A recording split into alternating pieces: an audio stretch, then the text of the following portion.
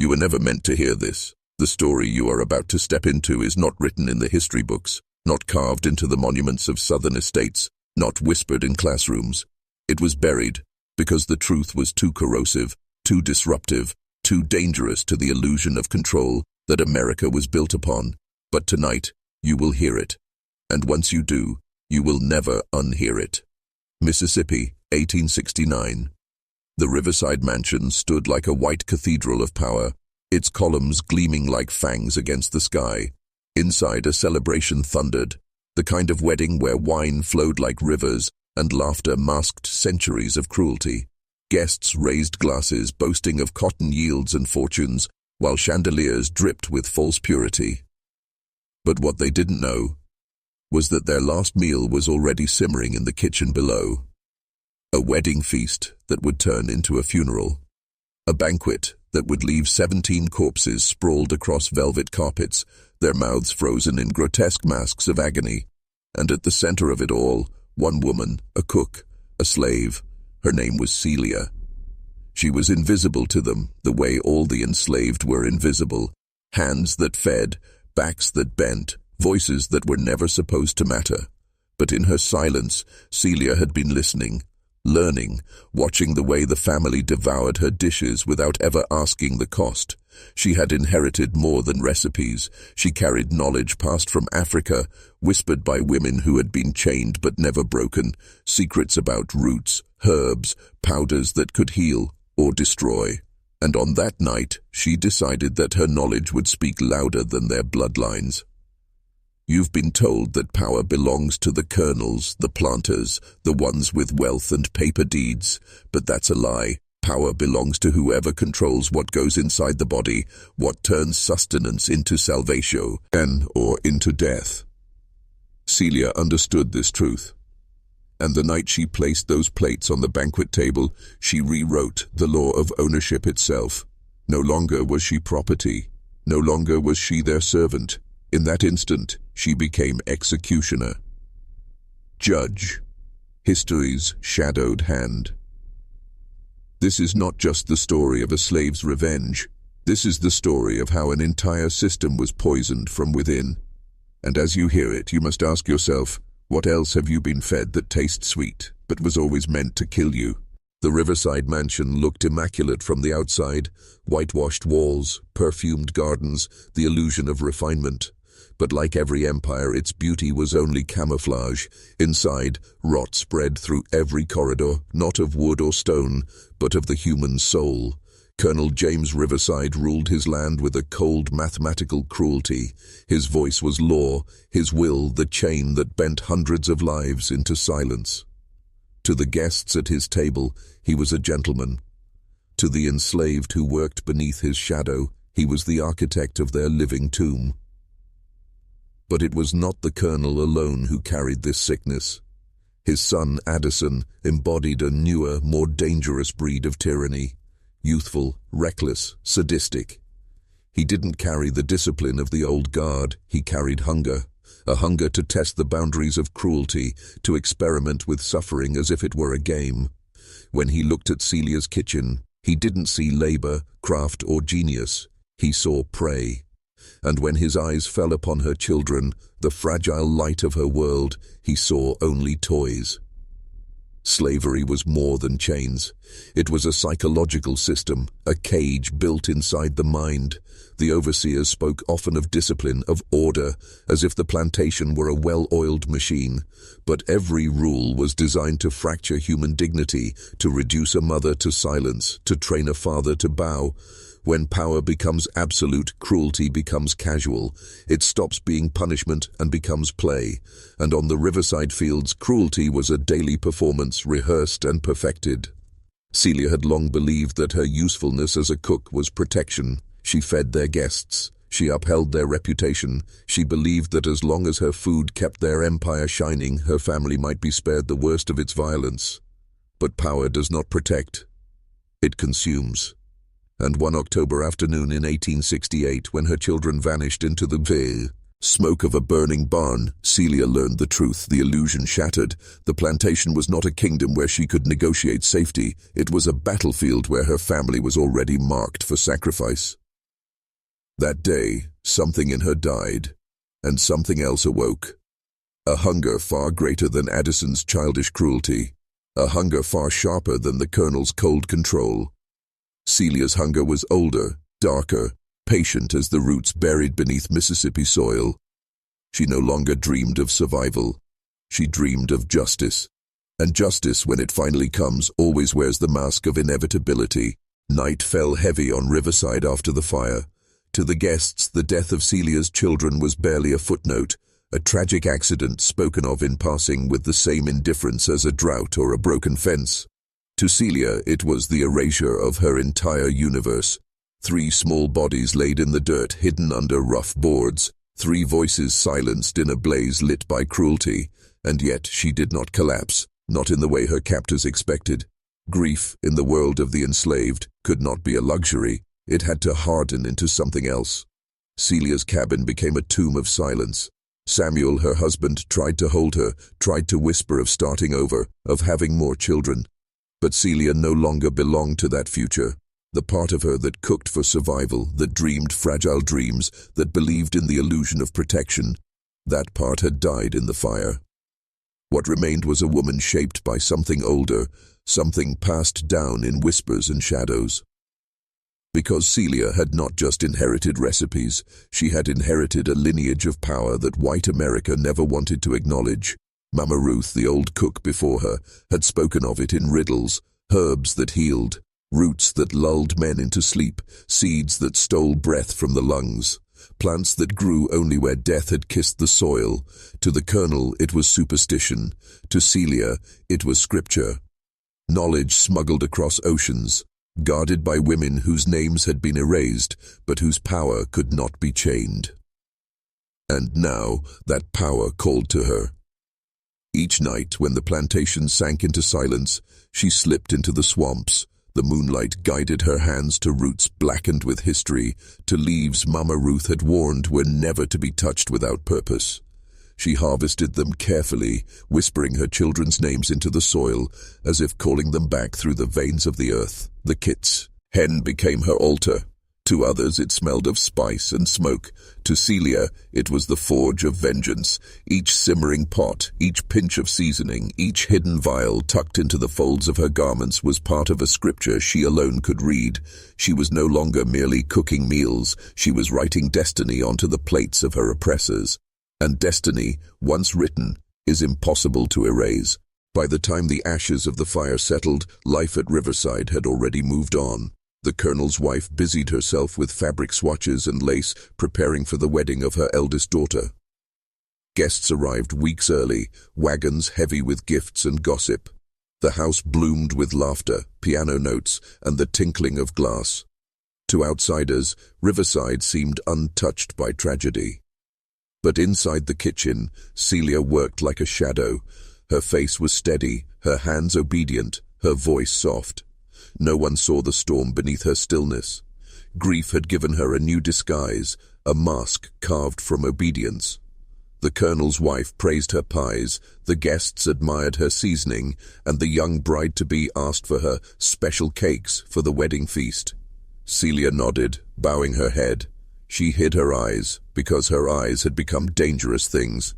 Samuel noticed. He saw how she moved with a quietness too deliberate, how she lingered in the garden too long, how her fingers grazed herbs with a reverence that belonged more to ritual than cooking. At night, he begged her to stop, to leave vengeance to God. But Celia no longer prayed. God had been silent in the flames. Only the earth had spoken back. The kitchen shelves grew heavy with secrets, powders ground fine as dust, oils slick and bitter, seeds carried in the folds of her apron. She memorized the weaknesses of her captors, the Colonel's fondness for strong coffee, the eldest son's greed for sugared cakes, the daughter's sweet tooth for honeyed wine. Every appetite was a doorway, and Celia now held the keys. She learned patience. She stirred soups without trembling. She poured drinks without spilling. She smiled when spoken to.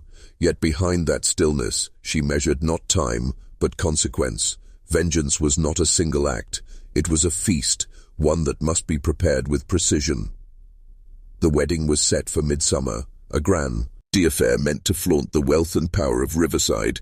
Carriages would roll in from every neighboring estate. Fine china would be laid, violins tuned, the air heavy with roses and champagne. And at the center of it all, the food, every dish touched by Celia's hands. No one knew it yet, but the celebration would be remembered not for its joy, but for the taste of something bitter that would never leave their throats. The weeks before the wedding turned Riverside into a stage, every corner buzzing with anticipation. Seamstresses stitched until their fingers bled, stable boys polished the carriages, and the house servants scrubbed floors until they shone. Guests poured in daily, filling the estate with perfumes, silks, and laughter that grated against Celia's ears. To them, the plantation was a jewel. To Celia, it was a coffin draped in lace.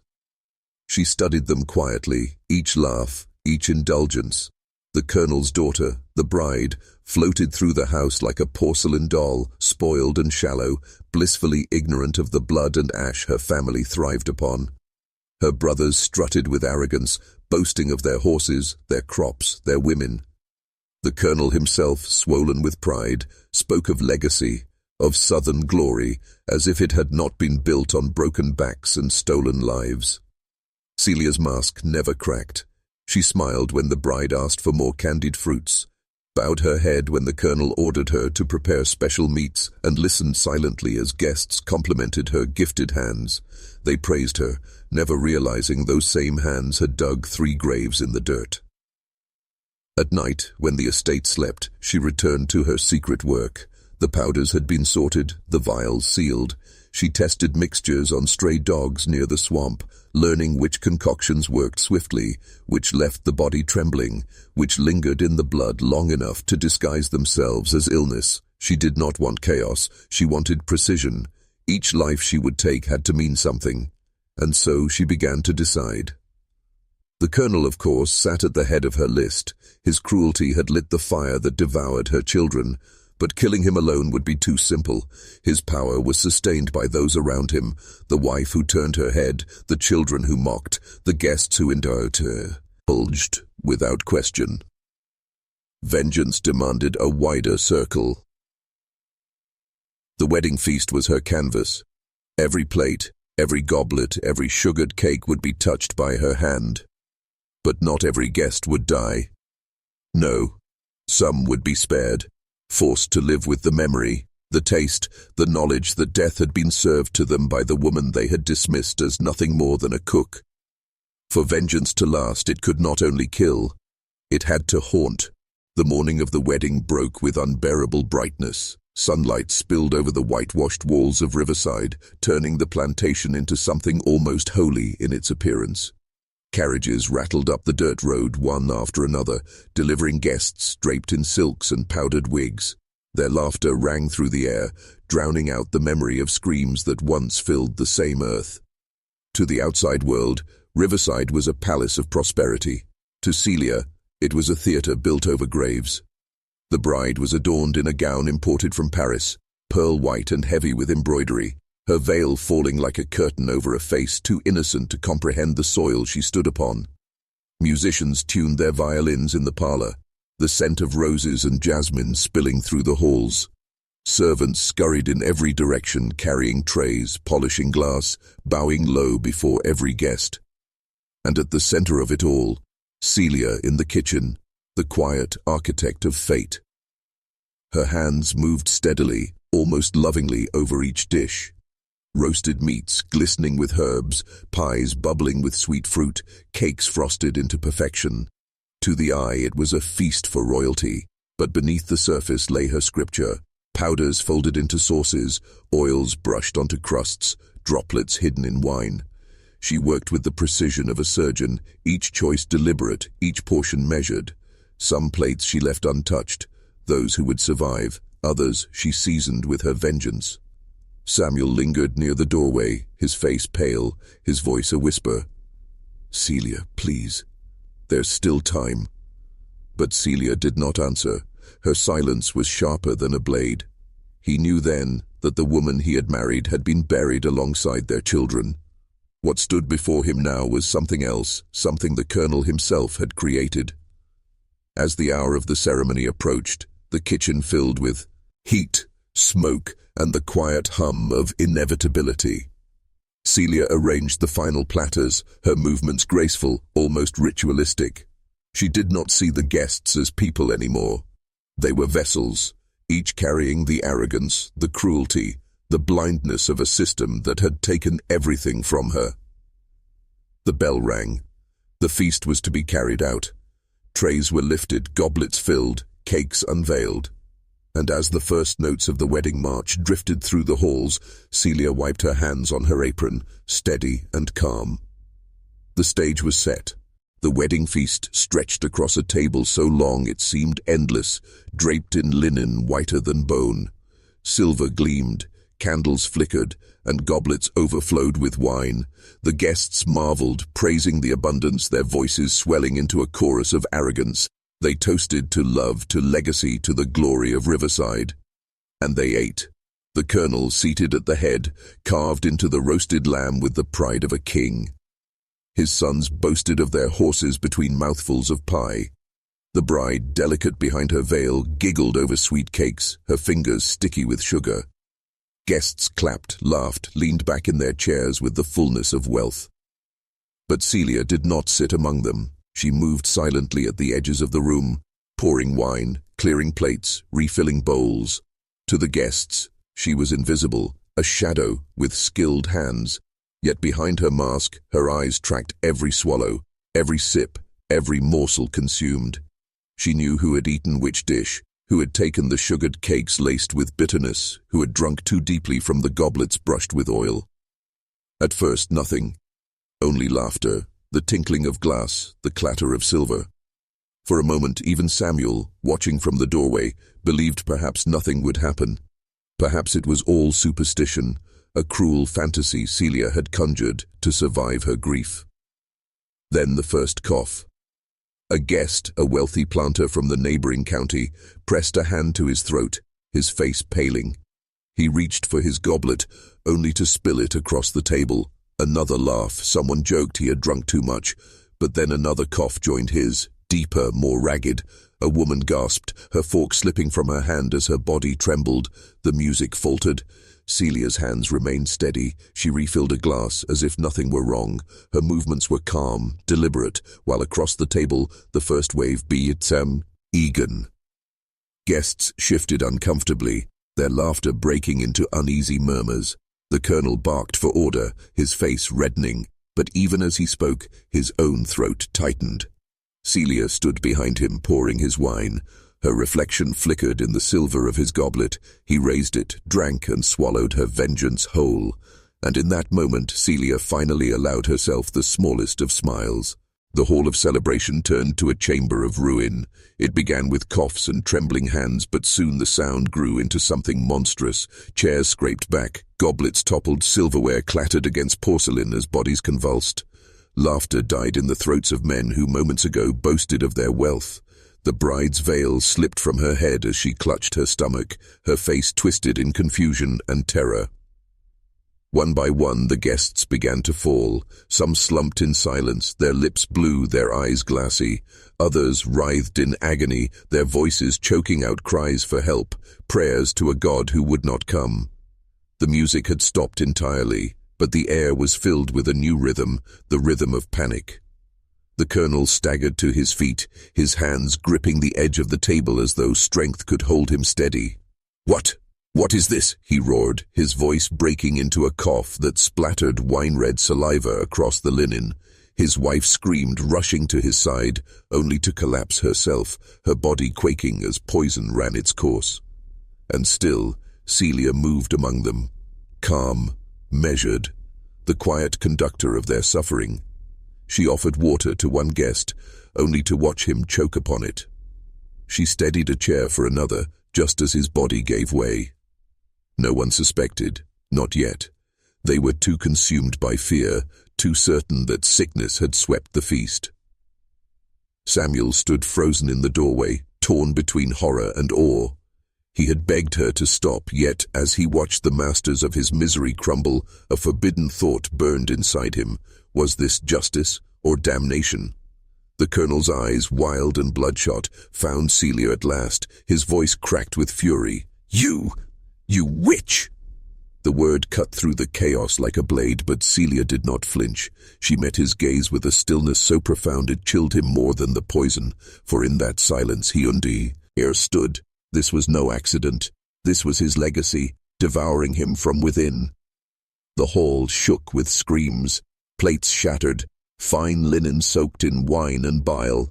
The wedding feast meant to seal Riverside's glory had become its funeral pyre, and at its center stood Celia, unbroken, the quiet reaper they had mistaken for a cook. The chaos did not consume them all. Some guests, spared by her careful hand, remained standing in the wreckage. They stumbled back from the table, eyes wide, hands trembling, their minds scrambling to make sense of what they had seen. To them, it was unthinkable, such ruin born not of plague nor accident, but of intent. And yet, as the bodies of their kin twitched and fell, the truth began to creep into their thoughts like a shadow through a keyhole.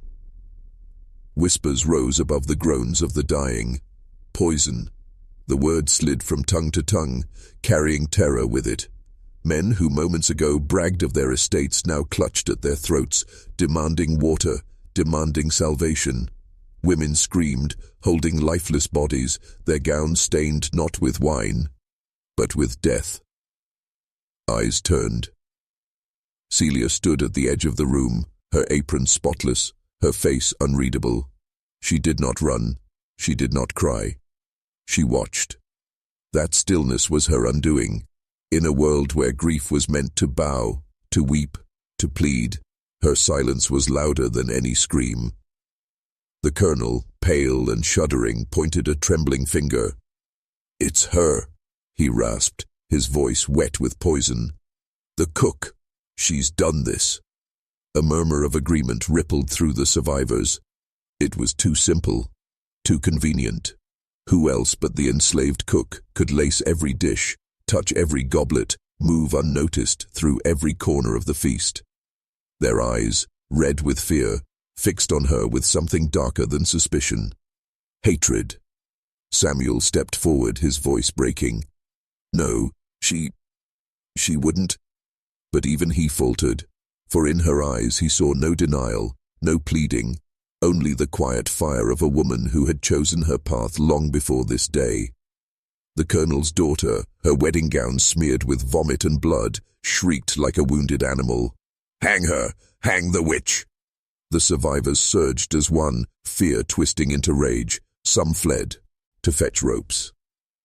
Others lunged toward her with trembling hands, as if capturing her would restore the order that had just burned to ash.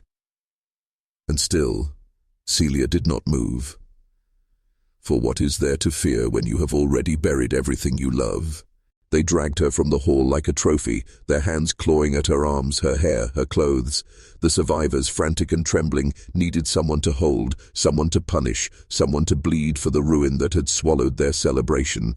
And Celia, silent, unresisting, was the perfect offering. The courtyard filled with shouts as word spread. Servants, field hands, children, all gathered, drawn by the noise. Some watched in horror, others in secret awe. For in the heart of every enslaved soul, the sight of Celia standing tall against the storm was not madness, but miracle. She had done what none dared to imagine. She had struck at the untouchable. The colonel's daughter, her wedding gown now torn and stained, stood at the balcony above, shrieking curses into the night. Her brothers stumbled beside her, their faces pale with sickness but alive, spared by luck or by Celia's choosing. The colonel himself lay sprawled upon a chair, gasping for breath, his fury hotter than the poison devouring him. His finger shook as he pointed toward Celia. "Hang her, now!" Ropes were fetched.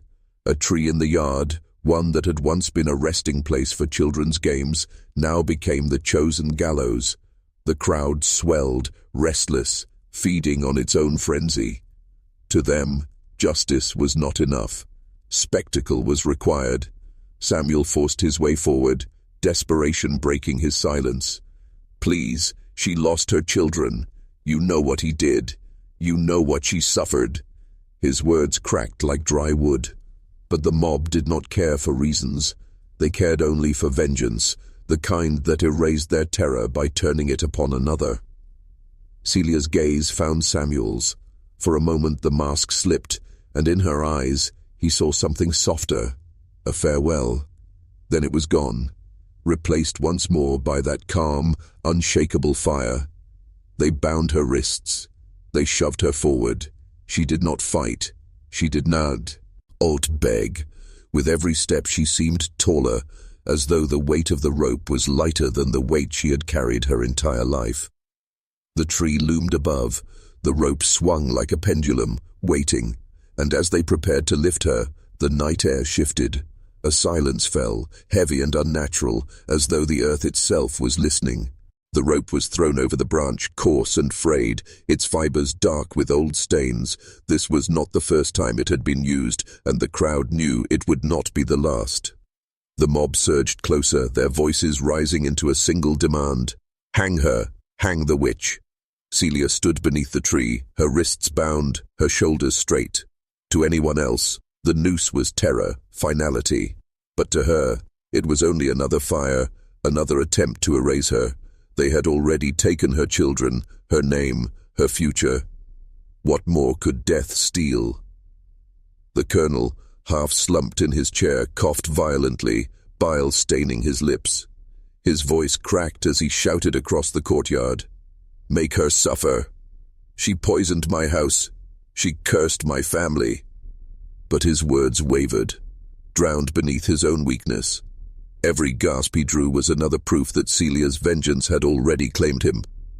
The bride, hysterical, tore at her veil and screamed, Do it! Do it now! Her shrieks carried above the crowd, but even she looked less like a bride and more like a ghost in her ruined gown. Samuel pushed forward, his face streaked with sweat and tears. He begged, pleaded, threw himself at the feet of the overseer. She's no witch. She's a mother. She lost everything. His words fell to silence when Celia shook her head. She did not want saving, not like this. The rope was lowered. Rough hands seized her, forced her onto the stool. The noose slid around her neck, its weight pressing into her skin. The crowd leaned forward, hungry for the drop, for the spectacle of justice. And yet, Celia did not falter. She lifted her chin, her eyes sweeping the faces before her, each overseer, each planter's son, each trembling guest who had once feasted at her table. She let them see her, not as a servant, not as a victim, but as something they could not control.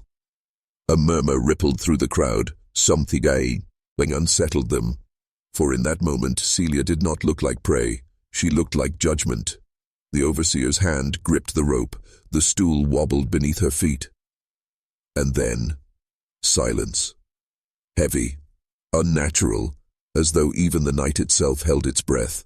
The crowd shifted uneasily beneath the silence. Torches flickered, shadows writhed along the whitewashed walls of Riverside, and every eye fixed on the woman standing beneath the noose. Celia did not tremble. She did not weep. She stood as though the rope were a crown and the tree a throne. Someone whispered, She ain't right. Look at her eyes. Another muttered, She called death into that feast. Ain't no cook can do that. The word returned again, sharper this time. Witch. It spread quickly, carried by fear. To these people, poison was not science, not knowledge, not the careful inheritance of women who remembered what the earth could do. To them, it was dark sorcery. And in Celia's calm, in her refusal to collapse as they demanded, their terror grew. The overseer's hand tightened on the rope, but he hesitated. He too had eaten at her table. He too had laughed at her pies, taken comfort in her stews. If she could command death with her cooking, what might she command now, with every eye upon her? The colonel spat blood into the dirt. Do it, you fool! Hang her! But his voice, once iron, was now brittle, broken by poison and fear. His command no longer carried the same weight. Samuel cried out again, his voice hoarse. She's no witch. She's justice. But the crowd's gaze had already turned inward, toward the oldest fear buried in their bones, the fear that the enslaved could rise, could strike back, could wield powers beyond chains. Celia lifted her face toward the sky. The moon, fat and white, broke through the clouds, spilling its light over her. The rope gleamed like silver around her neck. She whispered, not to the mob but to the earth itself, to the roots beneath her feet, to the children she had buried in the soil. No one heard the words, but all felt them. A shiver swept through the gathered like a sudden chill. The stool rocked beneath her feet. The rope grew taut. The overseer prepared to kick it aside. But in that moment, many in the crowd swore they saw something shift, the air itself thickening, the shadows bending closer. Celia's presence grew heavier, larger, as though she were no longer one woman, but the embodiment of every silenced voice before her. And when she opened her eyes, they glowed not with fear, but with the fire of a curse that would not die with her body. The stool toppled. The rope snapped tight, for a heartbeat silence swallowed everything. The barking dogs, the restless shuffling, the colonel's ragged breath. Celia hung suspended between earth and sky, her body jerking once, then going still. A collective exhale rose from the mob, as though they had purged something foul, yet almost immediately, relief curdled into dread. For her face, twisted as it should have been, was not. Her lips curved, not in pain, but in the faintest suggestion of a smile. One woman screamed, another clutched her child. The overseer swore under his breath, stepping back as if the body might lunge forward. He had hanged dozens before, thieves, deserters, runaways, but never had he seen this. The dead were supposed to be heavy, slack, emptied of will. Celia, even in death, carried weight. Not physical weight, but something else, something unnameable that pressed upon every chest present. Colonel Riverside staggered forward, veins in his neck bulging. "Cut her down," he demanded. His voice cracked, trembling with a terror he refused to name. "Bury her deep, far from the quarters, far from this house." But no one moved, not the overseer, not the field hands dragged there to watch, not even Samuel, whose grief carved rivers into his face. The crowd stood locked, paralyzed, as though the ground beneath their boots had shifted. A sudden gust of wind swept through, rattling the magnolia branches, whipping skirts and coats. The torches sputtered, and from the tree line, a long, mournful sound rose, half owl, half woman's cry. Some swore it was nothing but an animal disturbed by firelight. Others swore it was Celia's spirit, already unbound, already walking among them.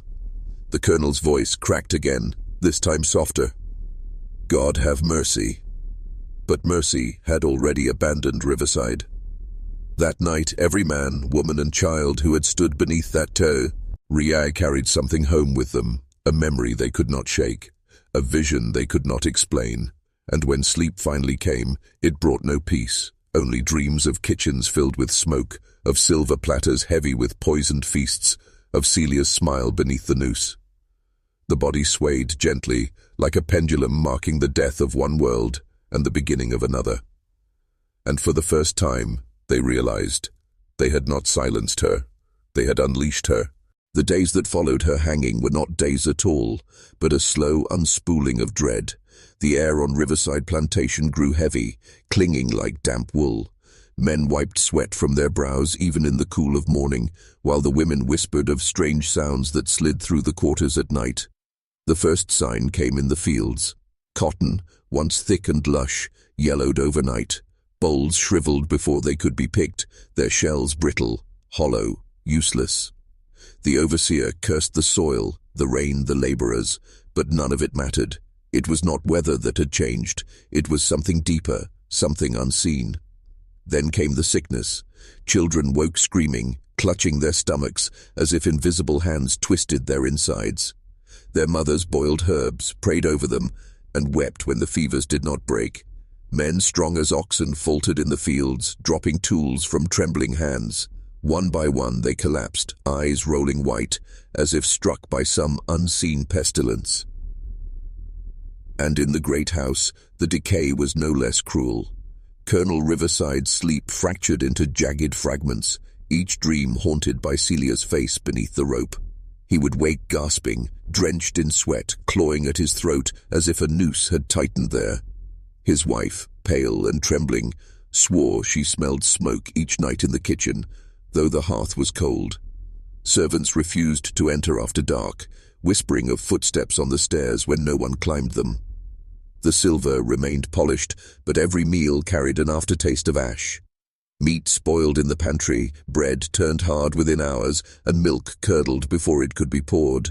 Samuel, broken but still alive, felt her most keenly. Each time he drew breath, he felt her presence pressed against his ribs, not as a torment, but as a reminder. She had not left him, not truly, and he began to whisper her name when no Niel started to speak it. The plantation, once a monument to power, order, and wealth, now sagged beneath a weight no lash could beat away, no prayer could ease, no coin could buy off. It was as if Celia had woven herself into the very soil, the water, the air, so that every breath they drew was hers. The living still walked the earth of Riverside, but it no longer belonged to them. Whispers have wings, and on the Mississippi they traveled faster than the river itself. Within a fortnight, the story of Riverside's misfortune had spilled far beyond its gates.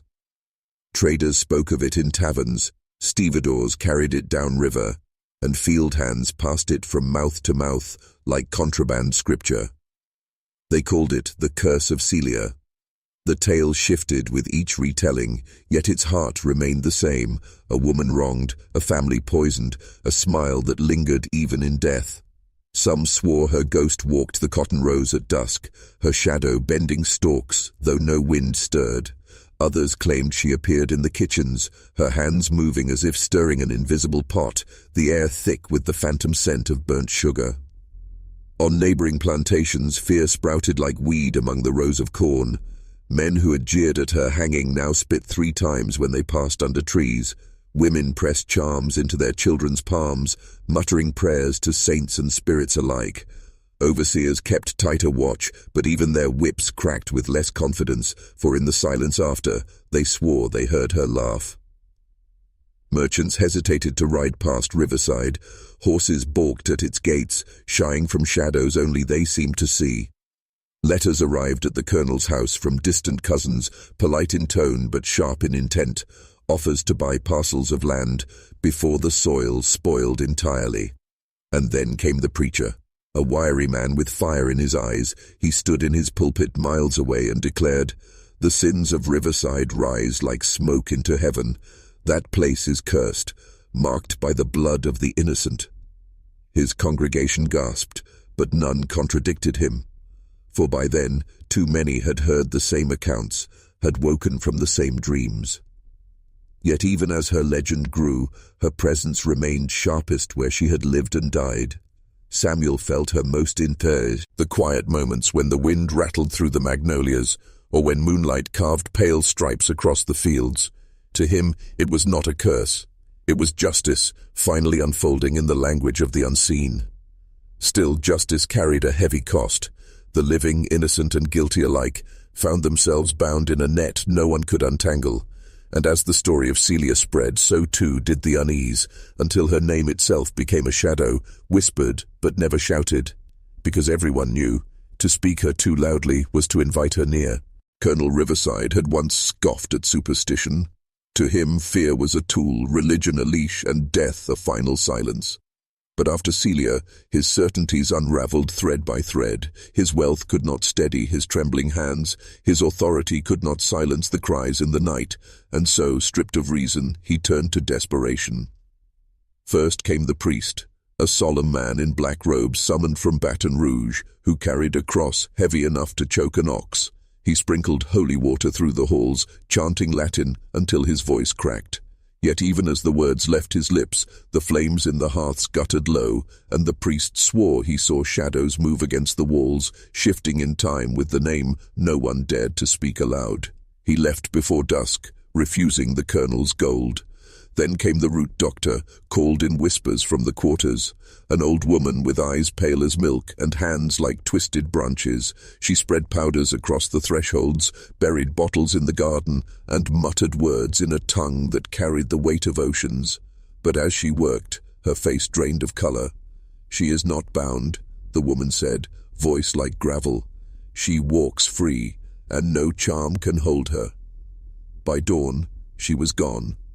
Next, the colonel summoned a man of science, a physician from New Orleans who scoffed at curses and spoke only of fevers, infections, and tainted wells.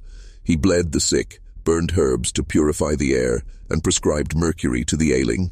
Within days, 2 children were dead, and the physician rode away, muttering that the house reeked of something beyond medicine. Each failure drove Riverside deeper into frenzy. He tore down the magnolia where Celia had swung, burning it to ash, but the ashes blew back into his fields, searing the crops like fire. He ordered the rope buried, but dogs howled and clawed it back up by moonlight. He tried silence, banning her name, forbidding her memory, but her absence grew heavier than her presence ever had been. And so the colonel, once master of all he surveyed, became a hollow man wandering his own halls.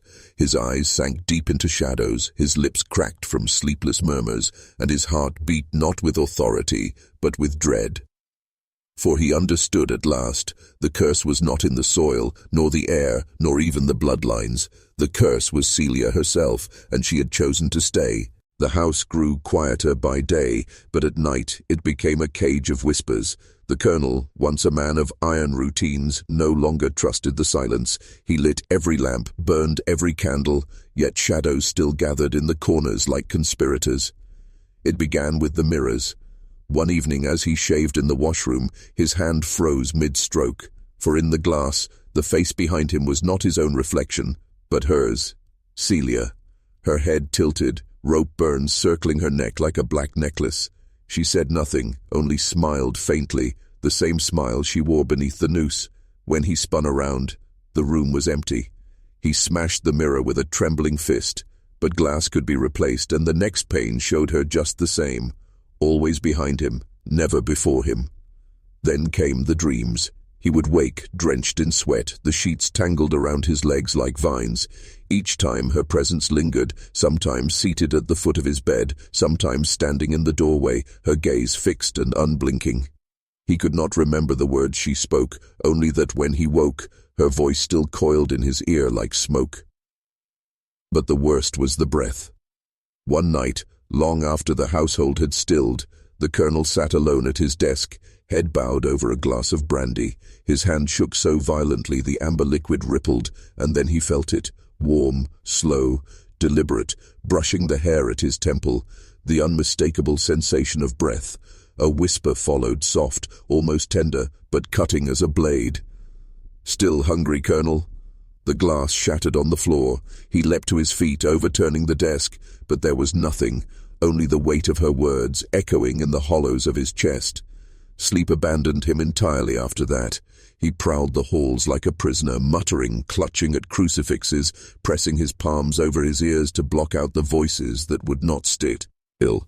His wife, gaunt with terror, begged him to flee, to sell the land, to leave the house, to go anywhere that was not Riverside.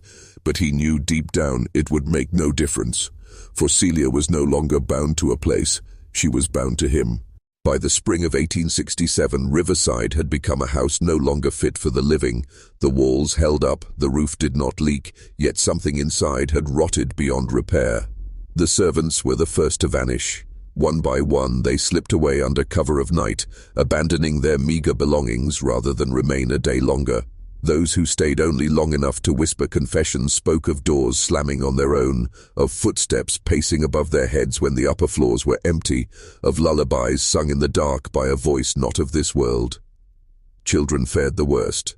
The colonel's own grandchildren, sent to visit from Louisiana, woke screaming from nightmares of kitchens blazing with fire and a woman with rope burns encircling her neck. They refused to eat, claiming every dish tasted of ash. One boy swore he saw her standing by the dining table, her hand hovering above the silver platter as though seasoning the air itself. By the end of the week, their mother whisked them away, vowing never to return.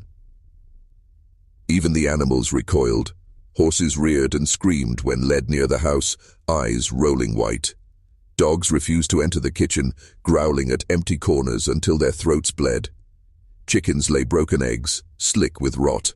The very livestock seemed to sense what the humans feared to say aloud. The land itself had soured. At night the house sang, Doors groaned open, shutters clapped shut, and the floorboards creaked under invisible weight. Servants who lingered swore they heard weeping in the nursery, laughter in the parlor, and the rattle of pots in the kitchen, though no fire burned there. And always, the faintest scent of burnt sugar drifted through the halls, as though Celia was still preparing one last dish. Colonel Riverside grew skeletal, his once broad frame eaten by sleeplessness. He no longer shouted, his voice had collapsed into hoarse whispers. He walked the halls clutching a lantern, eyes darting, lips moving in prayers that had long since lost their meaning. His wife, hair turned white in a matter of months, rarely left her chamber. Those who dared glimpse her swore she stared into mirrors for hours, as though waiting for someone else to appear. Neighbors stopped visiting. Carriages passed the gates without slowing, and Riverside, once a monument of order and control, became a husk, a grand coffin waiting for the last of its inhabitants to surrender. Celia had been hanged to silence her. Instead, she had claimed the house as her voice. By midsummer, Colonel Riverside was no longer master of Riverside, he was its captive. He wandered the halls barefoot, his fine boots abandoned, his clothes hanging loose on his wasted frame. Servants who remained out of fear rather than loyalty whispered that he no longer spoke to them, only to her. At first it was muttering, half-heard through doors, fragments of apologies, pleas for mercy, denials that rang hollow. But soon the whispers grew into full conversations. At the long dining table where once planters and politicians had feasted, the colonel now dined alone, except not alone. He placed a chair at the head of the table directly across from his own. A plate, polished silverware, and a goblet of wine stood before the empty seat. His trembling hands would ladle stew into the bowl, slice bread, pour wine, and then he would pause, listening, nodding, replying to someone unseen. "Is it enough? Do you want more?" Servants overheard him asking, voice quivering with desperate courtesy. "I didn't know. I didn't see. I only did what I had to." On some nights, laughter broke the silence of the hall, jagged and mirthless. Other nights, his voice cracked into sobs, begging forgiveness from a figure none could see. Sleep offered no refuge. The colonel was found more than once slumped at the table, head resting beside the untouched plate of his unseen guest. His lips moved even in dreams, mouthing words to her, and when he woke his eyes were wide, wild, as though he had glimpsed something deeper than the grave. The household began to mirror his unraveling. Servants refused to eat food prepared in the house, terrified that her touch lingered in every bite. His wife barricaded herself in her chamber, scratching prayers into the wood of her bed frame. At night she wept, not for him but for herself, trapped in a house where reason had rotted. Neighbors, hearing the paws crossed themselves when they passed the plantation gates. Some swore they saw the colonel in the windows, gesturing as though entertaining a guest. Others claimed they heard music drifting across the fields, faint humming, like a woman at work in her kitchen. And so the man who had once wielded power over hundreds now served only one. Celia had become his mistress, his judge, his constant companion. In trying to silence her, he had made her the only voice he could not escape. The breaking point came on a night thick with thunder. Storm clouds rolled over the plantation like a black tide, and the colonel, half mad with sleeplessness, decided at last to drive her out, not with prayer, not with pleas, but with fire and fury. He began in the kitchen. Armed with an axe, he swung at cupboards, smashing wood to splinters, porcelain plates exploding against the floor. "You will not cook here," he roared, his voice cracking with madness. "You will not feed me poison again." His blows echoed through the house, rattling chandeliers and sending servants fleeing into the rain. Next, he stormed through the parlors, slashing curtains, tearing portraits from the walls, stomping on them until faces, his own ancestors, were ground into dust. In the dining room, he overturned the great table, shattering its legs, hurling silverware across the tiles like arrows. "Get out," he bellowed, veins bulging, eyes bloodshot. "You are dead, dead and gone." But the more he destroyed, the stronger her presence grew. With every crash, with every splintered chair, the air thickened, heavy as smoke. The scent of burnt sugar flooded the halls, cloying, choking. A woman's laugh drifted through the storm outside, not loud but unmistakable. The colonel spun, axe raised, searching shadows for her form, and in the shattered mirror above the mantel, he saw her again, not weeping, not silent, smiling. He hurled the axe into the glass. The shards rained down like silver teeth, slicing his hands, staining the floor with blood. Still he pressed forward, slamming fists against walls, ripping doors from their hinges, as though tearing down the house itself might banish her. But the house only seemed to breathe with him, groan with him, pulse with the rhythm of his frenzy. Lightning cracked across the sky, illuminating the ruins of his once grand halls, and in that flash he swore he set in, or her, standing at the head of the stairs, rope burns glowing like black fire across her throat. "Get out!" he screamed again, voice shattering into a child's sob, but the storm swallowed his words. When at last he collapsed, bleeding, breathless, the house did not fall silent. The laughter lingered, the scent of burnt sugar sweetened the storm air, and every broken thing seemed to bear her mark. The Colonel had destroyed Riverside, but in doing so, he had made it wholly hers. For months she had endured it, the whispers, the footsteps, the stench of rot woven with sugar. She had watched her husband unravel, watched the house sag beneath an invisible weight. But on the night of the storm, when the Colonel raged with axe in hand, something within her broke. By dawn, the halls were a ruin. Shards of glass glittered like frost across the floors, portraits lay in heaps, and the kitchen was a battlefield of splintered wood. The Colonel slumped in a corner, muttered in his sleep, his lips moving with the rhythm of conversations only he could hear. His wife stood in the doorway, face pale as paper, her hands trembling as she clutched a small satchel.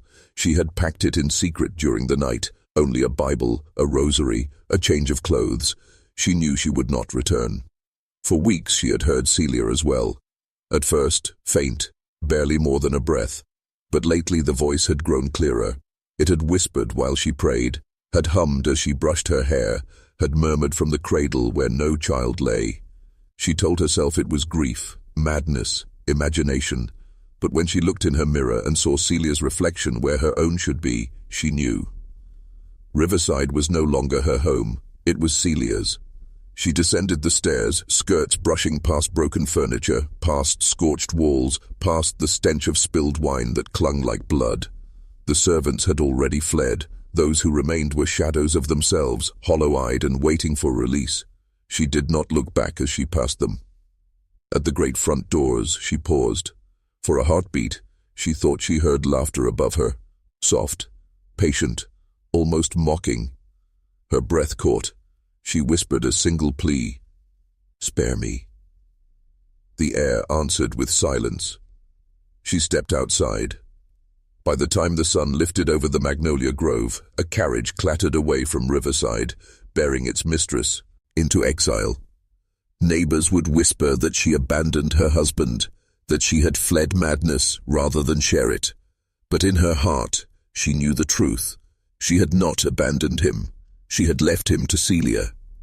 And in the shadows of that great ruined house, Celia's presence deepened. One by one, the walls, the windows, the very timbers bent to her will. Riverside was hers now, utterly and forever. Silence settled heavy on Riverside after his wife's departure. No footsteps echoed in the halls, no servants bustled in the kitchens, no voices broke the stillness, save his own. Colonel Riverside wandered like a ghost through his own estate, the master of nothing but ruin. At first he raged against her absence. He shouted into the rooms, demanding his wife return, cursing the servants for cowardice. But when no one came, his fury collapsed into something darker. A strange devotion began to grow in its place, born of exhaustion, fear, and a need for companionship. He began to speak of Celia not as enemy, but as presence, not as curse, but as queen. He set her place at the head of the broken dining table, adorning it with candles scavenged from the wreckage. He laid flowers, wild, plucked from the overgrown fields, before the empty chair, whispering, "Forgive me, sit with me, stay with me." And she did. Not always visible, not always near, but often enough, in mirrors, in dreams, in the shiver of air against his cheek. Sometimes he heard her laugh, light and cruel. Other times a hush of breath warmed his ear, so tender it brought tears to his eyes. The colonel ceased leaving the house entirely. His skin grew sallow, his clothes hung from his bones. He ate little, drank much, and yet in those hours when he sat across from her he seemed almost content. Visitors from town stopped at the gates, but no further. Some swore they heard two voices in the parlor when they knew the colonel lived alone. Others claimed to see a woman's silhouette in the upstairs window, her figure still, her head tilted in that unmistakable way. Word spread that Riverside was no longer cursed. It was consecrated, not to God, nor to man, but to Celia herself. The house had become her shrine, and the colonel her last and most loyal worshipper. At night he wrote letters, though no one knew to where. Pages filled with apologies, confessions, hymns in her name. He signed them all the same way. Yours, forever bound. The plantation, once a monument to wealth and power, was now a temple, and its priest was a broken man who had once been her executioner. Stories, once whispered in kitchens and carried in the trembling voices of servants, began to spill outward. At first, they clung to the muddy banks of the Mississippi, drifting between plantations and taverns. But soon they traveled farther, northward with merchants, southward with sailors, until the name Celia Washington became more than a ghost. It became a warning.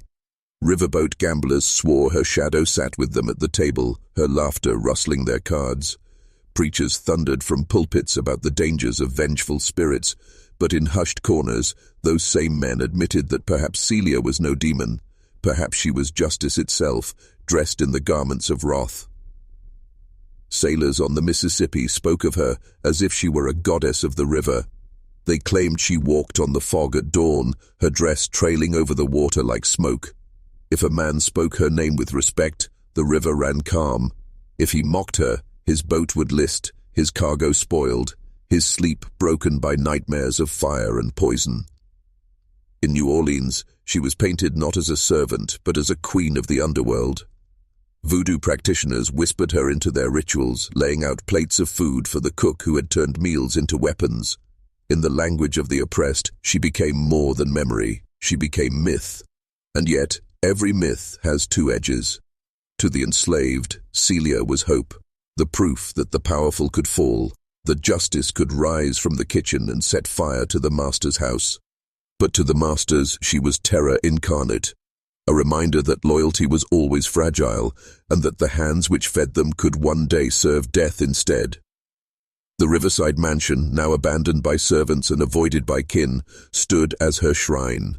Children in Warren County dared one another to creep to its gates, swearing they heard pots clanging in the empty kitchen, smelled roasted meats when the air was still, saw a woman's figure moving past shattered windows. No one dared enter, not even thieves. For in every telling, one truth was constant. Celia had not left. She had chosen her ground, and she waited there still.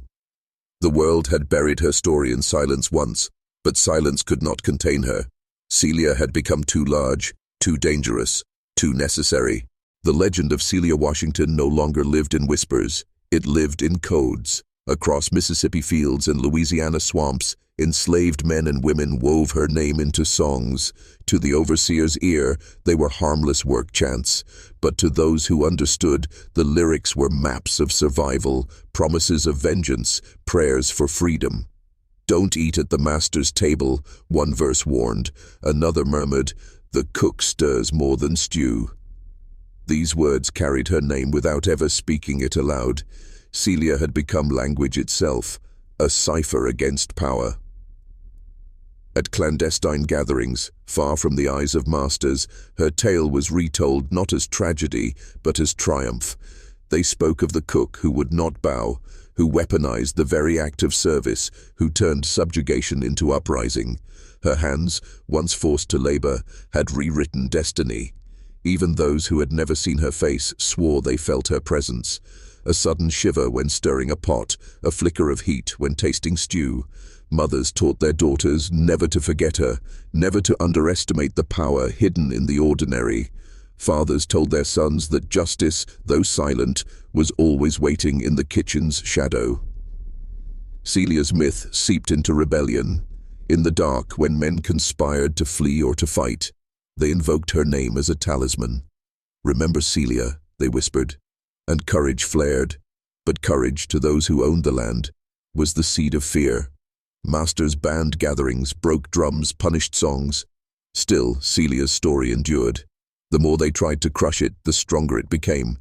For it was no longer a story. It was a warning carved into memory itself. A servant may smile while she sharpens her knife. A cook may serve you bread and feed you poison instead. Celia was no longer just one woman. She had become an idea, and ideas cannot be chained. Time, like the river, tried to wash her away. The Riverside mansion rotted, vines clawing its walls, its kitchen cold for decades, yet her story did not decay with it. It spread, bending and reshaping until no one could say where history ended and myth began. Travelers passing through Warren County still lowered their voices when the mansion came into view. Some swore they saw a flicker of firelight in the kitchen windows, though the hearth had long collapsed. Others claimed they smelled bread rising in the night air, sweet and suffocating, laced with something unnameable. But Celia herself was never seen again. Not her bones, not her grave, nothing, as if the earth had swallowed her, or as if she had stepped beyond it, walking into legend where no chain could follow. Her silence became louder than any scream.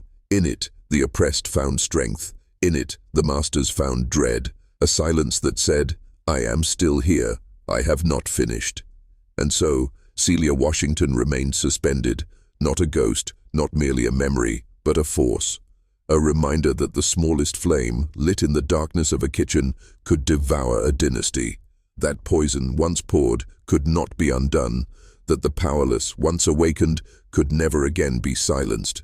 The world remembers her not in marble statues or official records, but in fear, in whispers, in shadows at the edge of candlelight. The cook who fed the powerful their own undoing, the slave who became myth, the silence that endures longer than any empire. Celia Washington did not die in 1867. Celia Washington never died at all.